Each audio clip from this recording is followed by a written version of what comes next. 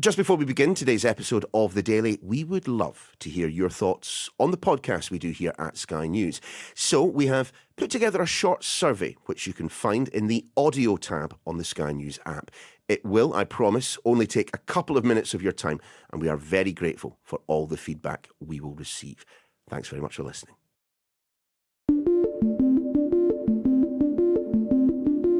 The relationship between the UK and France is a complicated one, to put it mildly. 1,000 years of on-off conflict were brought to an end in 1904 with a series of agreements known as the Entente Cordiale, and which led in fact to the two nations fighting alongside one another in the First World War. Fast forward a century and a bit, and the phrase Entente Cordiale is now commonly used to refer to the positive relations between us and the French, even though the relationship has of late been somewhat strained. President Macron, friend or foe? The jury's out. But if I become Prime Minister, I'll judge him on deeds, not words. That's one-time prime ministerial hopeful, now shortest-lived Prime Minister ever, Liz Truss, casually insulting the French president. She followed Boris Johnson, bien sûr, who could understand the language, if not the country. So when Charles and Camilla headed to Paris for a state visit, you might have assumed a frosty reception.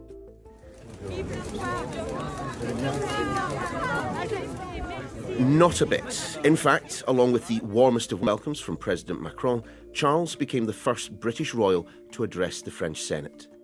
Just as we stand together against military aggression, so must we strive together to protect the world from our most existential challenge of all, that of global warming, climate change, and the catastrophic destruction of nature.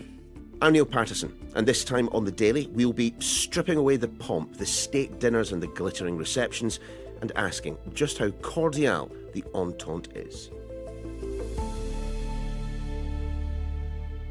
Later, I'll be speaking to one former UK Foreign Secretary, but we shall begin with the view from the other side of the channel. François-Joseph Schichan is a former French diplomat and political advisor to the French ambassador to the UK, now a director at the consultancy firm Flint Global. François-Joseph, just how will the French be viewing this state visit? I think there is a sense of fascination from the French people, particularly towards the British monarchy. And there is a long tradition of the British Queen or the British kings visiting France over the past few hundred years. And if you remember Queen Victoria, for example, coming to France in the middle of the 19th century, this really helps cementing this entente cordiale that we had, which is basically a very pragmatic, very stable relationship. So I think King Charles' state visit really is in this kind of tradition and very much walking in the footsteps of his mother, really. Charles is a very different character to Elizabeth II and presumably is perceived as such in France. I was reading the French press yesterday, and the overwhelming assessment of the first year of the reign of King Charles in France is extremely positive. Mm-hmm. That is not entirely surprising because as Prince of Wales, King Charles has been coming to France quite often, quite regularly. He speaks French very well. He gave his speech earlier today in the French Parliament, almost entirely in French. That does matter a lot. Still, when we look at what President Macron was saying ahead of the visit, that there were problems in the UK-France relationship. Yes, exactly. I mean, I think the visit comes at a very interesting time because it's at a time where France and the UK are trying to rebuild ties, basically mend ties, after years of disagreements over Brexit, Northern Ireland, immigration. And some silly remarks from Liz Truss, for example. I mean, she was very, very pointed in her assessment of President Macron. For example, indeed, yes. So all of these problems are not going to go away because of the visit, but I think the visit provides, a positive background on which we can build, I think, the future of the relationship. And, there are issues on which both countries agree very much on, such as climate change, for example, biodiversity. And this is something that King Charles, we know, care very much about, and the French president as well, so they can try to do something around this, I'm sure. Just on that point, because of course on the previous edition of the Sky News Daily, we were dealing with Rishi Sunak, the Conservatives, painting themselves a lighter shade of green than perhaps they have in the past. I mean, would that have been noticed first and foremost across the Channel? I mean, I think it's been hardly noticed, to be very honest with you. But what I would say is it perhaps makes things a bit more difficult for King Charles in a way, because he comes to France with a big agenda about climate and sustainability. But back home, there is this kind of different noises coming out of the government. But what I would say is, on the wider global climate agenda, I have no doubt that President Macron and Rishi Sunak are both aligned on the willingness, to make progress in these talks. Do the French tend to shape their view of the United Kingdom through our political leaders, through our royals who make the trip across? I mean, if so, I'm looking back at Boris Johnson and Liz Truss and wondering exactly what the French view of us currently might be. We take a lot of interest in what's going on in the UK politically. And I think for many politicians in France, they, over the past few years, have tried to differentiate themselves from British leaders. And the relationship we know between Macron and Boris Johnson was not easy. With Liz Truss, you mentioned it earlier, was not easy as well. So it provides, I think, French, particularly the French government, I've been trying, to insist on the fact that Brexit was a mistake, that it was not the right route. So they use the political development in the UK, if you will, for domestic purposes, basically, to see some political parties in France might be advocating for a Eurosceptic line, Frexit, some of them, and Macron and others have been using the UK example to counter the arguments of these people. Well, certainly those who are pro-European Union who suggested that after Brexit there would be a rush of other European member nations for the door. It seems to pass us slightly by. Yeah. At the same time, what is the level of kind of anti-European Union sentiment in France at the moment, and is it all simply coming from the right wing? No, I think it comes also from the left wing, but it's not at all like in the UK. So amount of people that would be in favor of France leaving the European Union is extremely small. That being said, there is Euroscepticism. There is pushback against, what's going on in Brussels in some of the issues. Take immigration, for example. That's going to be a huge theme of the upcoming European elections. Climate as well. What we're seeing in the UK is a sort of pushback against the net zero agenda.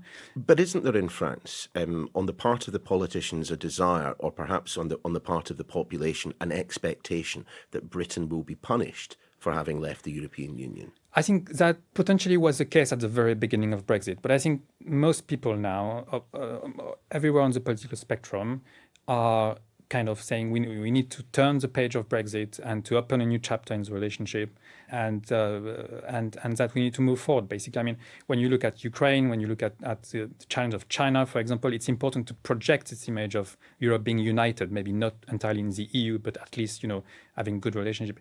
And I think this is also what this state visit from King Charles is showing. It's all very symbolic and the pageantry and all of that, but beyond the symbol, it sends a signal, to Putin, to Xi Jinping, that European countries, after years of disagreement, two major European countries are coming together. Might it require? Obviously, France is our literal closest ally, but I wonder whether a change of government and a change of political direction might foster a closer working relationship. Of course, Sir Keir Starmer has been off to Paris recently as well. Yes, Keir Starmer met with Macron earlier this week, and I think that was an important moment for the Labour leader, but also for the Franco-British relationship and the EU-UK relationship as well. But what I would say as well is from a French perspective and from an EU perspective, it's not just because there is a new government, it's not just because there is a Labour government that is instinctively closer to the EU than the Conservative government, that things are going to be, to be solved overnight, and that the relationship is going to be immediately stronger. But don't you immediately assume that on there becoming a Labour Prime Minister, that there will naturally be a closer relationship with France and with the European Union in general? I think there will be a positive mood, but it will remain transactional. Right. The EU, and we can see that from what Keir Starmer is saying, from what David Lammy is saying, it's a big priority for Labour. Is it a big priority for European leaders, for France? I'm not sure. So there is an imbalance here, And I think that's one of the challenges that Keir Starmer has to overcome.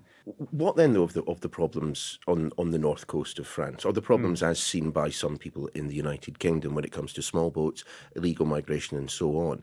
I mean, first of all, I mean, is this an issue that plays at all in France itself? Not as much as in the UK, although in the north of France it's quite a big issue. Yeah. But from the French perspective, this is, and that won't change with the new government in the UK, but it's primarily seen as a British question, as a British issue, because the migrants are coming to the coast of France to go to the UK, and that is putting enormous pressure on the coast and all of that.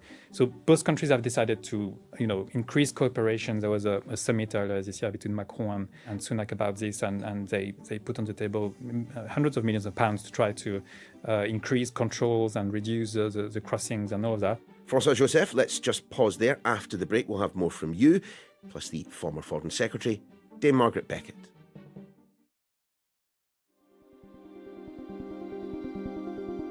From the moment Camilla Parker Bowles became front page news. I need you all the week, all the time. Oh, God. I'll just live inside your trousers or something.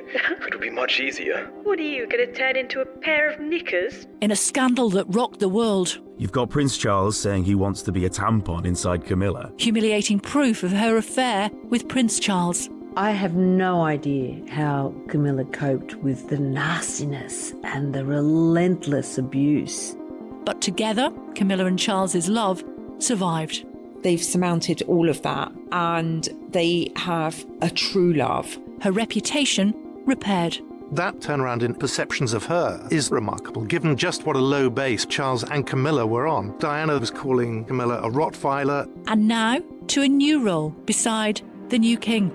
This reign will depend, for its success, in no small part, on Camilla. I'm Kay Burley, and from Sky News, this is Queen Camilla, for the Love of Charles, a new podcast charting her rollercoaster ride to becoming Queen of the Commonwealth. Well, let's continue to examine the state of Anglo-French relations with former diplomat François-Joseph Schichan. François-Joseph, if we look at the past few years, the one area in which the two countries have worked well together would be international security, military deployments, and so on. There are going to be changes in NATO over the next few years. It's an organisation that is constantly crying out for leadership. And I'm just wondering whether the UK and France could come together on that. Yes, definitely. I mean, it's the UK is an obvious partner for France on defense and security because there are two main armies in Europe, and these are the British army and the French military. These are the most powerful and efficient military in Europe. So it's very natural that they should be closer and work together. Also including on defense industry, joint projects and all of that. Of course. And it's also important because, as you say, NATO, there are uncertainties there. And also there is uncertainties on US leadership. And the UK traditionally is closer to the US than France. I mean, if we can take your Frenchman's bonnet off for a second and pop on your former diplomat's hat. I mean, we in this country, we are obsessed with special relationship, entente cordiale, old alliance. I mean, if you're talking about the Scottish and the French go back to the 13th century, for goodness sakes. I mean, are these phrases meaningless? Are they just a shorthand for hour upon day upon week upon month upon year of work by diplomats like yourself? Yes, but I think, words in diplomacy matter. Yeah, true. Symbols do matter in diplomacy because they signal an intention. And this is a signal that is also received by other countries around the world that is not necessarily your friends and maybe your competitors. That being said, of course, there are challenges in these relationships, and so I think the meaning basically of these phrases needs to evolve, perhaps, because they are not necessarily completely applicable to today's. François-Joseph, it's been a pleasure chatting to you. Best of luck in the Rugby World Cup. Thank you. Allez les Bleus, be it France or Scotland, I don't care. One of the two will be fine. Great. Thanks for joining us. Thank you very much. But what of the diplomatic priorities this side of the Channel? Dame Margaret Beckett was Foreign Secretary under Tony Blair and joins us now. Margaret, let's focus on this state visit to France. Do these trips ever actually accomplish anything? Or are they just a massive jolly for everyone who surrounds the interested parties? No, I think they do genuinely foster goodwill, as long as they go well, of course.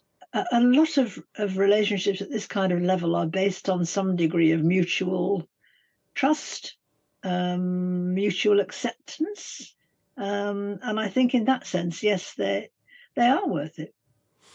So can we view King Charles, Queen Camilla, in essence, as part of the soft power that the United Kingdom has at its disposal? Definitely. People are interested to meet them.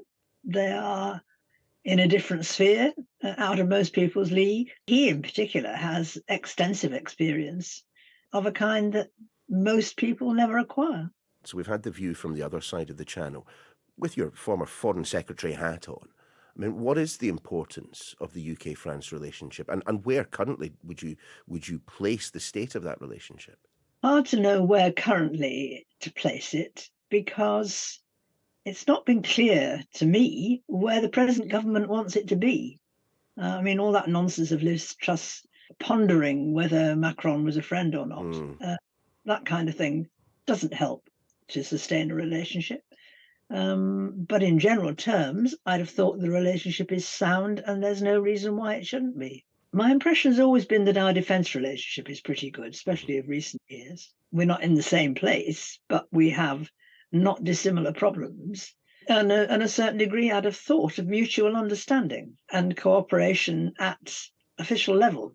Well, let's talk, Jen, just briefly about the trip that, of course, the leader of the opposition, Sir Keir Starmer, has taken recently.